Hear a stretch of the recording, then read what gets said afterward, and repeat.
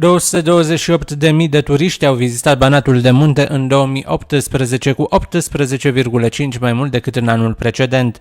Creșteri s-au înregistrat și la numărul de înoptări, însă o scădere a fost înregistrată la durata sejurului. Specialiștii în turism spun că, deși creșterea numărului de turiști este un lucru îmbucurător, în Banatul de Munte mai sunt multe lucruri de rezolvat, principalul aspect fiind infrastructura rutieră. În anul 2018 s-au cazat pe teritoriul județului 228.000 de persoane, au fost 228.000 de turiști, cu 18,5% față de anul 2017. La numărul de înoptări s-au înregistrat 738.000 de înoptări, cu 6,2% mai mult decât în anul 2017. Durata media a sejurului a scăzut de la 3,4 în 2017 la 3,2 zile pe turist. E nevoie să facem și câteva lucruri de care oamenii din turism au vorbit mereu. În primul rând, să rezolvăm starea drumurilor din județul Cara-Severin. Știm că avem o problemă și este prima consemnată de toți, și străini și români, atunci când vine județul Cara-Severin. Apoi e nevoie să facem câteva legături importante între stațiunile turistice și locurile căutate. Mă refer aici, în primul rând, de a ajunge mai rapid pe Semenic de la Văliuc. Telegondolă sau telescaun este nevoie să fie construit pentru a lega Văliugul, unde sunt structurile de cazare, cu partea de Semenic în mod deosebit.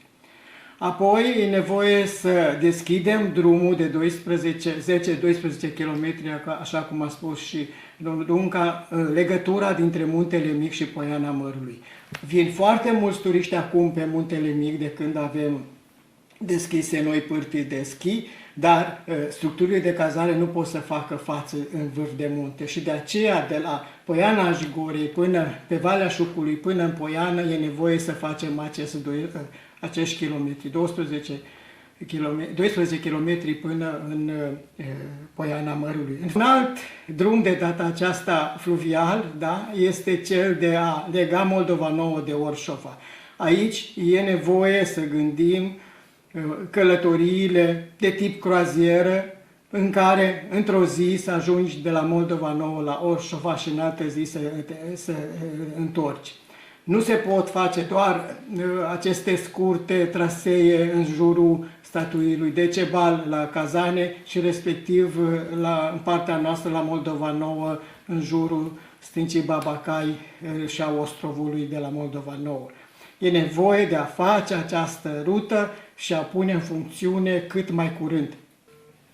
O îmbunătățire importantă este nevoie și la Cascada Bigăr și chiar să vorbim cu adevărat de circuite pentru întregul Banat, așa cum am propus. Nu este suficient să spunem că vor veni turiști dacă nu avem ofertă. Oferta se referă la transport și am spus de partea de drumuri, dar și cazare, masă și agrement. Ce să facă fiecare turist străin sau român care vine în părțile noastre?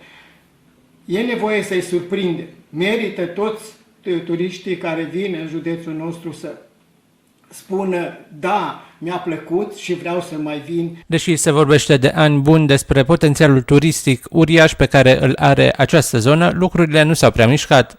La Reșița, primarul Ioan Popa are câteva idei despre cum municipiul de pe Bârzava ar putea atrage turiști. Printre acestea se numără proiectul cu Muntele Semenic, crearea unui aquapark și reconversia funicularului. Și cred că trebuie neapărat, după 25 de ani în care tot se bate monedă că turismul, cred că e cazul să ne apucăm să facem ceva în sensul ăsta și Primăria Reșița, prin proiectul pe care îl face împreună cu Consiliul Județean și Văliugul, telegondola cu zăpadă artificială în masivul Semenic, și cu planul de a face un aquapark, un aqualand în oraș, cred că se duce cu pași hotărâți în această direcție. Aș menționa aici și reconversia funicularului, împreună cu Ana Stănescu, pe care îl ducem într-o zonă tot de leisure, de turism, de activități, dacă veți, sportive și de calitate. Cred că Asta este viitorul pe care ar trebui să-l aibă acest oraș. Valoarea proiectului Dezvoltarea zonei turistice Semenic, inițiat de Consiliul Județean, Primăria Reșița și Primăria Vorliug, este de 210 milioane de lei.